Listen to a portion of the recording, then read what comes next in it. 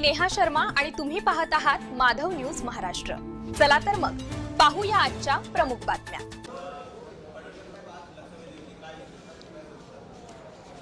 मी ज्या मतदारसंघाचं प्रतिनिधित्व करतोय, ज्या मायबाप जनतेने मला महाराष्ट्राच्या विधिमंडळामध्ये सन्मानानं काम करण्याची संधी दिली, तो जत मतदारसंघ क्रमांक 288 वा आहे। म्हणजे आपली विधानसभा 288 आमदारांची आहे, त्यातला शेवटचा क्रमांक आहे। दुर्दैवानं प्रस्थापित राज्यकर्त्यांनी गेली अनेक वर्ष जतवरती सातत्यानं अन्याय केला। निसर्ग तर कायमचा कोपलेला आहे, निसर्गाने कायमचा अन्याय केला, परंतु ज्यांच्या हातामध्ये सत्ता होती, अनेक वर्षाची सत्ता होती, त्यांनी सुद्धा जतकडे दुर्लक्ष केलं, जाणीवपूर्वक अन्याय केला।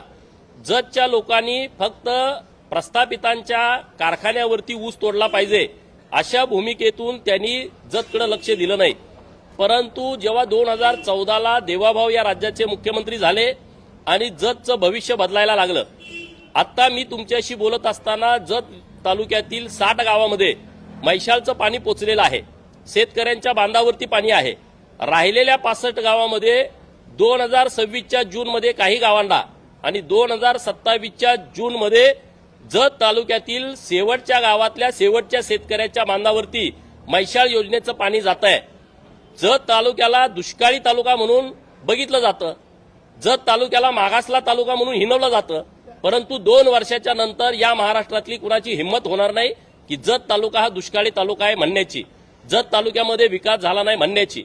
आणि म्हणून मी गेले वर्षभर जेव्हा आमदार झालो तेव्हा या मतदारसंघामध्ये फिरतोय, गावागावामध्ये जातोय, तर तिथली एक बाब अत्यंत जी महत्वाची आहे ती माझ्या निदर्शनास आली की जत हा दुष्काळी तालुका नाही आहे, ही दुष्काळी भूमी नाही आहे, जत ही देवभूमी आहे।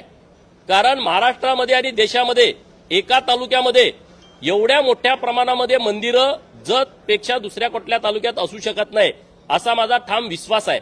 कारण या तालुक्यामध्ये प्रभू रामचंद्रांचा या भागाला सहवास लाभलेला आहे। प्रभू रामचंद्र ज्या ज्या भागात जायचे तिथं तिथं महादेवाच्या लिंगावरती आडवे 3 रेषा ओढायचे आणि अशा खुणा आमच्या जत तालुक्यामधल्या मुचंडी गावामधल्या, सिद्धनाथ गावामधल्या, जतला लागून असणाऱ्या बॉर्डरवरच्या कर्नाटकातल्या रामतीर्थ आणि कोटलगी गावामध्ये जी महादेवाची लिंग आहेत तिथं या खुणा आढळत आहेत। म्हणजे प्रभू रामचंद्राचा सहवास या जत तालुक्याला लाभला होता। बकासुराचा वध पण जतमध्येच झालाय। भीमाने जो बकासुराचा वध केला तो जतमध्ये केलाय, याचं सगळं रेकॉर्ड आहे। तत्कालीन दक्षिण साताऱ्याचे जिल्हाधिकारी चिन्मळ गुंड नावाचे जे अधिकारी आहेत त्यांनी हे सगळं लिखाण करून ठेवलेलं आहे। त्यांनी याचं सगळं संशोधन घेतलंय। जे कलेक्टर होते दक्षिण साताऱ्याचे, आता आमचा सांगली जिल्हा आहे, पूर्वी तो दक्षिण साताऱ्यामध्ये होता, तर त्यांनी हे सगळं लिहून ठेवलेलं आहे। आणि बकासुराचा वध झाल्याच्या नंतर जेव्हा एखाद्या असुरी शक्तीचा पराभव व्हायचा तेव्हा आनंदानं एखादं मंदिराची स्थापना, एखाद्या महादेवाच्या लिंगाची स्थापना केली जायची आणि तेव्हा महाकाय भीमानी महाकाय लिंगाची स्थापना आमच्या जतमध्ये केली आहे की जे आज बंकेश्वराच्या नावानं ओळखलं जातं। असे अनेक संदर्भ आहेत। आता मी तुमचा जास्तीचा वेळ घेत नाही। देवभूमी घोषित करावी अशी भूमिका मी का घेतली? राज्याचे लोकप्रिय लाडके मुख्यमंत्री देवाभाऊंच्या हस्ते काल आम्ही एक कॉपी टेबल बुक प्रकाशित केलेला आहे।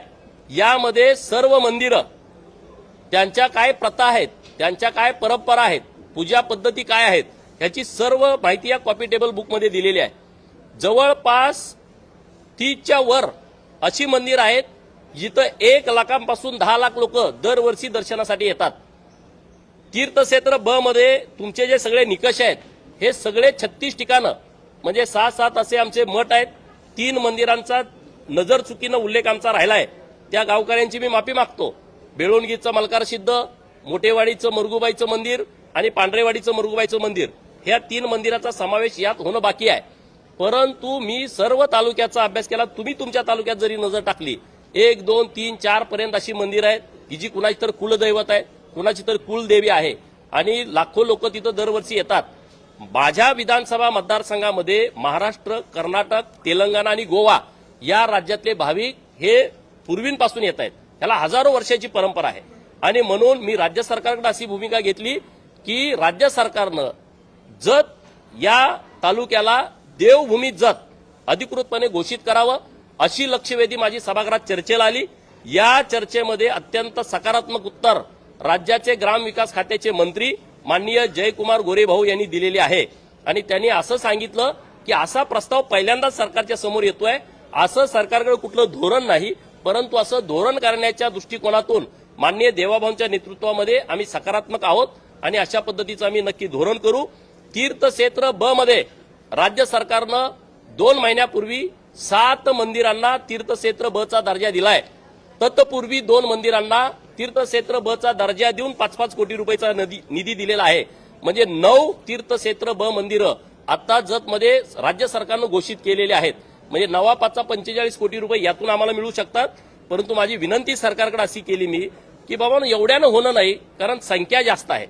संख्येची यादी तुम्ही बघितली तर ती 36च्या वर जाते। 3 मंदिरं अजून यामध्ये घेतलेली नाहीत, नजर चुकीनं राहिलेली आहेत। तर याच्यासाठी राज्य सरकारने एक एकत्रित विकास आराखडा तयार करावा, राज्य शिखर समितीच्या समोर तो आणावा, राज्य सरकारनं त्याला निधी द्यावा आणि जर समजा इथं काही प्रमाणात निधी दिला आणि काही प्रमाणात निधी देणं शक्य नसेल तर तो एकत्रित आराखडा राज्य सरकारनं केंद्र सरकारकडे पाठवावा, अशी मागणी मी सभागृहात केली आहे। तर राज्य सरकार या तिन्ही बाबीमध्ये अत्यंत सकारात्मक आहे आणि मला ठाम विश्वास आहे की येत्या काही काळामध्ये जतला एक नवी ओळख मिळेल। देवभूमी जत अधिकृतपणे राज्य सरकारकडून घोषित केली जाईल।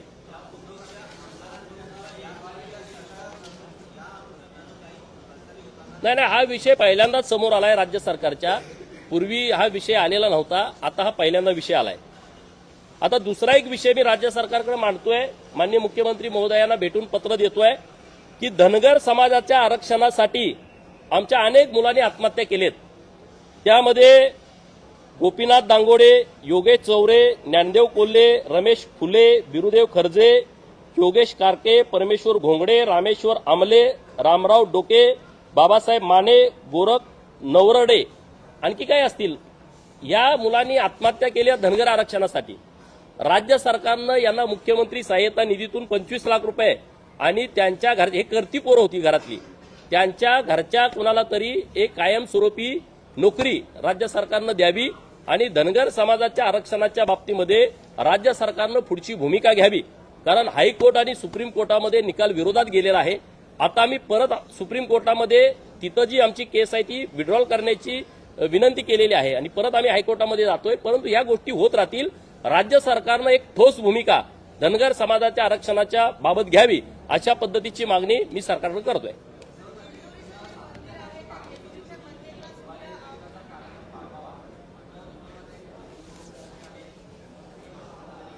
अरे विरोधक आता कुठं दिसतायत काय तुम्हाला?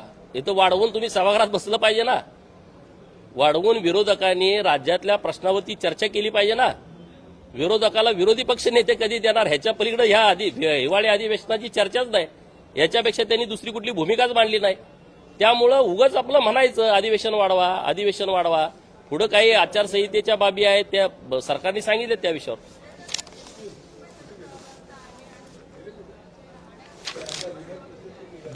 जेजुरी देवस्थान हे महाराष्ट्रातील 18 पगड जातीचं, 12 बलुतेदारांचं, भटक्या विमुक्तांचं आराध्य दैवत आहे।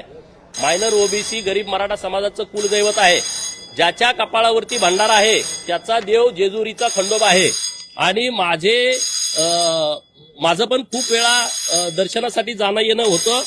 माननीय मुख्यमंत्री महोदयांनी जेजुरी मंदिराचा विकास आराखडा तयार केलाय आणि मोठ्या प्रमाणात काम तिथं सुरू आहे। ही गोष्ट जरी खरी असली की बाबा मागे सुविधा नाहीत, परंतु आता चांगल्या सुविधा देण्याच्या दृष्टिकोनातून राज्य सरकारनं एक चांगला विकास आराखडा तयार केलाय आणि त्या विकास आराखड्याच्या अनुसरून मोठ्या प्रमाणात काम तिथं सुरू आहे। आज जरी तुम्ही तिथे गेला तर तुमच्या लक्षात येईल की तिथल्या मंदिराचं काम सुरू आहे।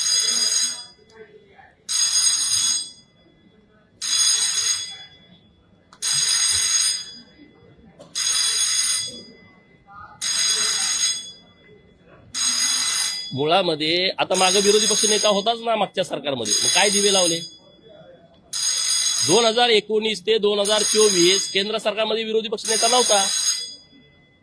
विरोधी पक्ष नेता, अरे तुम्हाला काय बोटवर गेलं तर बोलायला देतात ना अध्यक्ष आणि सभापती महोदय। तुम्हाला जर भूमिका मांडायची असली, ज्यांना भूमिका मांडायची आहे त्यांना काय तुम्हाला पदाची आवश्यकता आहे?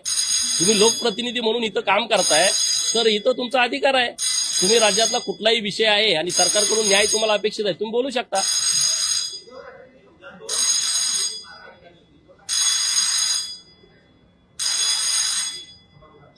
जाऊ द्या, त्यांच्यावर लय बोलायला.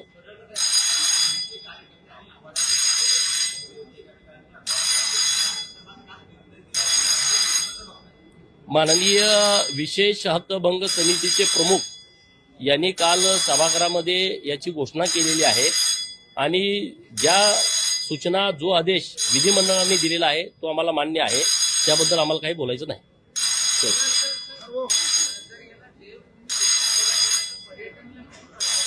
हे बघा, तुम्ही आता विचार करा, युनेस्कोच्या यादीमध्ये आपले किल्ले आले, अजून तिथं निधी द्यायचा आहे, तरी इतक्या मोठ्या प्रमाणामध्ये तिथं लोकांची ये जा सुरू झाली आहे.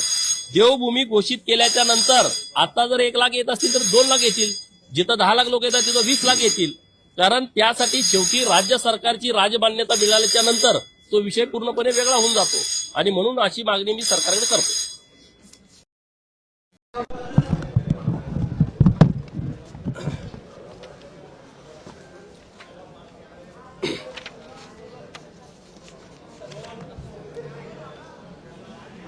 इतकंच. अशा आणखी महत्त्वाच्या बातम्या पाहण्यासाठी आमच्यासोबत जोडलेले रहा.